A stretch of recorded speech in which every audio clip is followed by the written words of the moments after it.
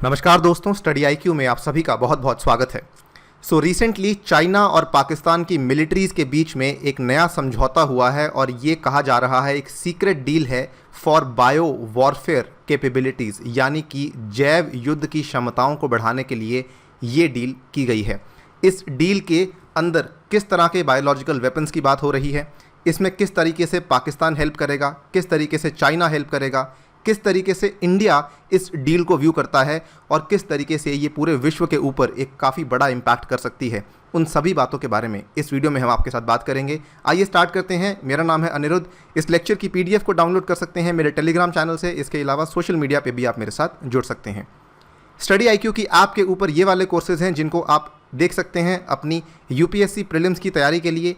1000 MCQs history, 1000 MCQs polity और साथ ही में यूपीएससी पास्ट ईयर प्रीलिम्स की डिस्कशन का कोर्स है। ऐप पे जाइए, इन कोर्सेज को देखिए, अपनी रिक्वायरमेंट के अनुसार इनको बाय कीजिए। Right, as you can see, इस न्यूज़ को कवर किया टाइम्स ऑफ इंडिया ने, उसके बाद इकोनॉमिक टाइम्स ने और इंडिया टीवी ने भी यहाँ पे कवर किया।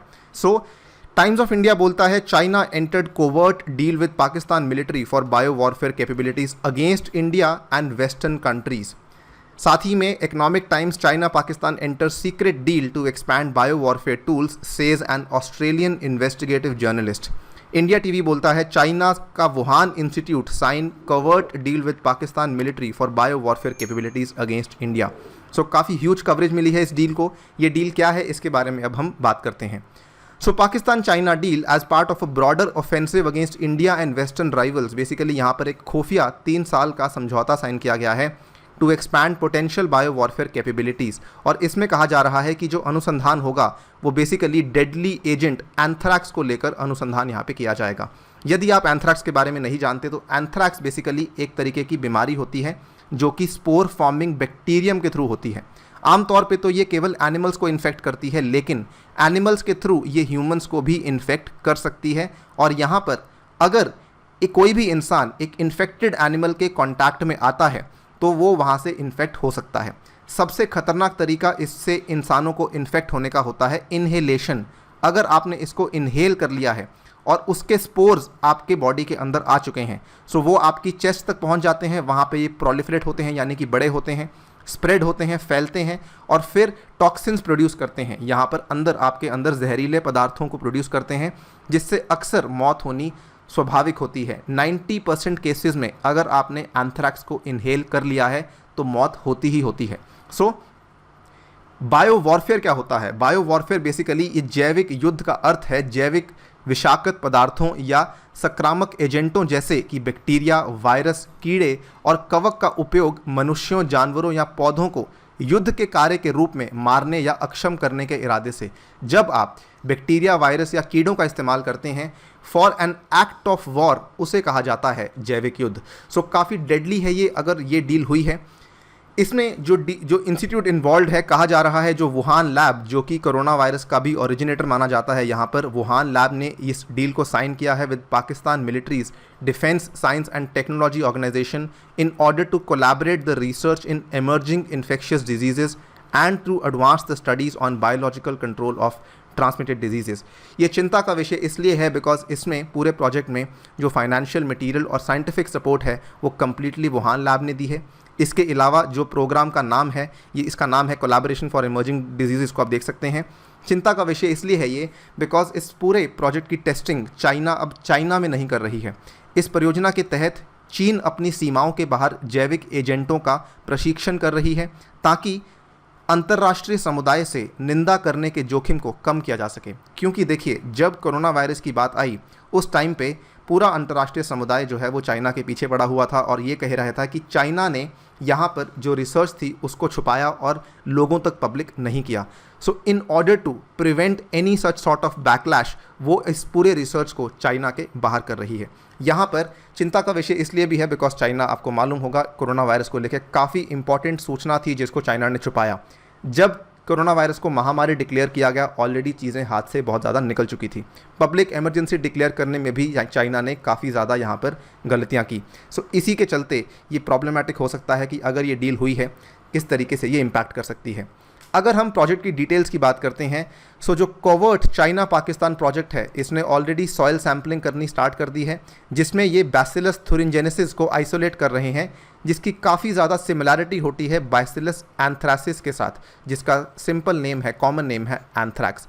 सो बैसिलस thuringiensis को ये सॉइल से आइसोलेट कर रहे हैं और इसके थ्रू ये बैसिलस एंथ्रासिस जैसा कोई कीटाणु या फिर कोई ऐसा माइक्रो ऑर्गेनिज्म तैयार करना चाहते हैं। इसमें पाकिस्तान किस तरीके से हेल्प करेगा? देखिए, बैसिलस thuringiensis और बैसिलस एंथ्रासिस के बीच समानता को ध्यान में रखते हुए बैक्टीरिया से निपटने में पाकिस्तान की बेहतर जानकारी एक संभावित आक्रामक जैविक कार्यक्रम को समृद्ध कर सकती है। सो पाकिस्तान ऑलरेडी बैसिलस thuringiensis के साथ काफ़ी लंबे समय से काम कर रहा है। इस पाकिस्तान की नॉलेज को इस्तेमाल करेगी चाइना, और इस नॉलेज के थ्रू ही ये एक ऑफेंसिव बायोलॉजिकल प्रोग्राम लॉन्च करने की बात करेंगे। चाइना इसमें किस तरीके से हेल्प करेगा? यह पाकिस्तान वैज्ञानिकों को रोगजनकों और जैव सूचना विज्ञानों के हेरफेर पर व्यापक प्रशिक्षण भी प्रदान कर रहा है, ताकि पाकिस्तान को अपना वायरस संग्रह डेटाबेस विकसित करने में मदद मिल सके। सो पाकिस्तान अपनी नॉलेज यूज़ करेगा, चाइना बदले में उसको ट्रेनिंग देगा, और चाइना के पास जो भी एक्सपीरियंस है, जो भी अनुभव है, वो भी इसके साथ शेयर करेगा, सो दैट पाकिस्तानी जो वैज्ञानिक हैं वो अपने वायरस कलेक्शन डेटाबेस को और ज़्यादा विकसित कर सकें और ज़्यादा डेवलप कर सकें। गुप्त परियोजना पाकिस्तान में नागरिक विश्वविद्यालयों का या सरकारी स्वास्थ्य विभागों के पर्यवेक्षण से अलग है, और इसकी संरचना की गई थी ताकि अनिर्दिष्ट संचालन की अनुमति दी जा सके। ये काफ़ी चिंता का विषय है, बिकॉज देखिए, ये जो पूरा का पूरा प्रोजेक्ट है, इसमें जो पाकिस्तान की सिविलियन यूनिवर्सिटीज़ हैं या फिर उनके जो गवर्नमेंट हेल्थ डिपार्टमेंट्स हैं, उन सबसे अलग रखा गया है, so that unspecified classified operations को यहाँ पर हम बढ़ावा दे सकें। इसमें ऑलरेडी जो प्रोग्रेस बनाया जा चुका है, कहा जा रहा है चाइना और पाकिस्तान ने ऑलरेडी इसमें कुछ प्रोग्रेस कर लिया है, और Crimean Congo haemorrhagic fever virus के ऊपर ऑलरेडी प्रयोग होने शुरू हो चुके हैं। ये वो वाला वायरस है जिसके केस में क्या होता है कि पहले बुखार होता है और 25% केसेस में इंसान की मौत होती है। काफ़ी ज़्यादा सिमिलैरिटीज़ हैं इसकी इबोला वायरस के साथ। इसमें चिंता का विषय इसलिए भी बन जाता है ये, बिकॉज पाकिस्तान जिन लैब्स में इनकी टेस्टिंग कर रहा है, पाकिस्तान के पास इतनी ज़्यादा अच्छी लैब्स नहीं जो कि बायोसेफ्टी लेवल 4 डिजीज़ के साथ हैंडल कर सकें। सो ये प्रॉब्लम ये भी आती है, Pakistan being a less developed country या फिर अ डेवलपिंग कंट्री, ये काफ़ी प्रॉब्लम्स हो सकती हैं पाकिस्तान के लिए, बिकॉज उनके पास इतना ज़्यादा नो हाउ नहीं है, state of the art infrastructure available नहीं है। सो इस प्रोजेक्ट के अंडर अगर ऐसी रिसर्चेज हो रही हैं, it can be problematic. Finally, India इस डील को कैसे व्यू करता है? इस परियोजना में चीन की गहरी रुचि मुख्यतः भारत के खिलाफ पाकिस्तान को शामिल करने और विदेशी धरती पर संभावित खतरनाक प्रयोगों का संचालन करने के अपने एजेंडे से प्रेरित है, बिना अपनी भूमि और लोगों को जोखिम में डाले। सो इंडिया बेसिकली ये देखता है कि ये पूरा का पूरा प्रोजेक्ट हमारे खिलाफ बनाया जा रहा है, और इसमें चाइना अपने हाथ इस तरीके से धो रहा है कि वो अपने सॉइल के ऊपर कोई भी प्रोजेक्ट नहीं कर रहा, सो दैट वो अपने लोगों को जोखिम में ना डाले। कुछ एक्सपर्ट्स ये भी मानते हैं कि वैसे तो ये डील जो है वो इंडिया के खिलाफ है, लेकिन कुछ एक्सपर्ट्स ये मानते हैं कि ये जो समझौता हुआ है ये यूएसए को भी तंग कर सकता है। जैविक युद्ध का खतरा हाल के वर्षों में काफ़ी बढ़ गया है, क्योंकि चीन डीएनए अनुसंधान में भारी रूप से शामिल है, जो संभवतः एक जैविक हथियार को लक्षित करने में सक्षम बना सकते हैं। इसी के साथ आपसे विदा लेता हूँ। Thank you for listening, stay tuned and stay safe.